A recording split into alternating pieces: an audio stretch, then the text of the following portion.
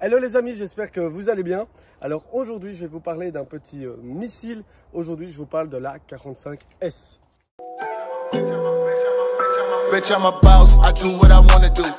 Wake up and do what I wanna do. Champagne for breakfast, I do what I wanna do. Wake up and do what I wanna do. Fuck what it costs, I do what I wanna do. I wake up and do what I wanna do. You not a boss, I do what I wanna do.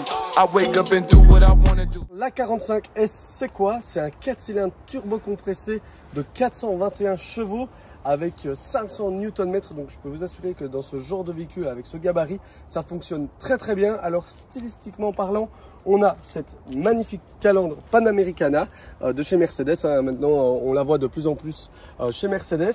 On a cette signature lumineuse de la classe A, on va dire un peu classique. On a après ici la signature turbo 4matic Plus parce que c'est une 4 roues motrices. Alors ici on a Mercedes-Benz Sega Pirelli qui m'a prêté la voiture, donc un énorme merci à eux. En plus ils ont fait un covering camo, c'est plutôt vraiment sympathique. Alors derrière on a ces beaux phares. Alors c'est vrai que c'est beaucoup moins onduleux, c'est beaucoup plus arrondi avec évidemment ce diffuseur et les échappements qui font un chouette bruit. Donc voilà, ici elle n'a pas le pack aéro avec un gros aileron etc. Elle a juste le becquet. Moi je trouve que c'est très beau aussi, plus discret et j'aime vraiment bien. Donc voilà. Nous voici à l'intérieur de la A45S. Alors évidemment les finitions sont impeccables. Je trouve que Mercedes a fait un gap niveau qualité intérieure incroyable avec ses écrans, ce magnifique volant avec de l'alu, du cuir, de l'Alcantara. On a ces belles palettes. Alors on a ici les commodos en plastique. Voilà, je trouve que ça fait un peu cheap. Pour le reste, vraiment, l'habitacle est magnifique. Alors, on a ces sièges assez durs, mais c'est fait exprès puisque ce sont des baquets. Donc, on est vraiment bien coincé dedans. Et pour le reste, évidemment, on a ce beau son, le 4 cylindres turbo compressé qui chante bien dans l'habitacle. D'ailleurs, on va le faire un petit peu chanter. Voilà, vraiment incroyable, j'adore. Donc on est dans la 45S, on va la rendre à la concession Sega Pirelli. Donc déjà un énorme merci à eux de nous avoir prêté la voiture pour qu'on puisse la tester ici et sur Instagram. N'hésitez pas à aller voir aussi mon essai sur mon Insta. Alors je suis avec Juliette, Juliette qui m'accompagne sur tous les tournages de voitures etc. Elle va dire aussi son feeling mais en mode passager, donc ça peut être intéressant aussi d'en discuter. Bon, qu'est-ce que tu en as pensé? Eh bien, écoute, moi quand j'ai vu les baquets, je me suis dit ça va être dur, ça va pas être très confortable. Cependant, je les trouve plutôt confortables pour des baquets, ils maintiennent vraiment bien.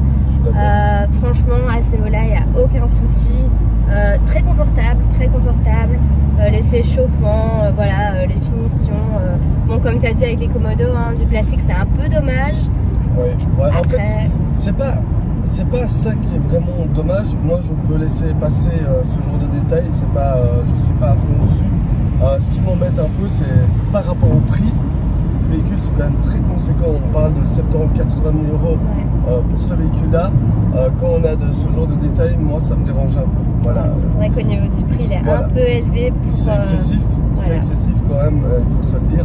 Par contre, je pense qu'il y aura clairement un marché de deuxième main. Attention, véhicule arrêté sur le bas-côté sur votre trajet. Donc je disais, un vrai marché de deuxième main, c'est-à-dire des véhicules qui auront peut-être déjà un peu de kilomètres, etc.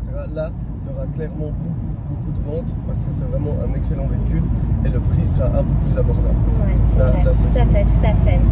Pour le reste, évidemment, tout ce qui est boîte, moteur, etc., il est formidable. On entend bien le 4 cylindres. On sent que tu dois les passer vite hein, quand même. Ouais, la vitesse, la boîte de vitesse est très courte, donc il faut vraiment y aller. Surtout les 3 premières vitesses, elles sont courtes. Donc ça fait penser un peu aux voitures de rallye.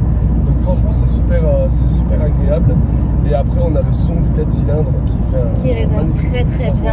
Quand il y a des petits retours, là, c'est vraiment très agréable. Et alors, il faut se dire aussi que le routeur est à 7000 tours, c'est-à-dire qu'on a vraiment une montée en régime qui fait vraiment plaisir.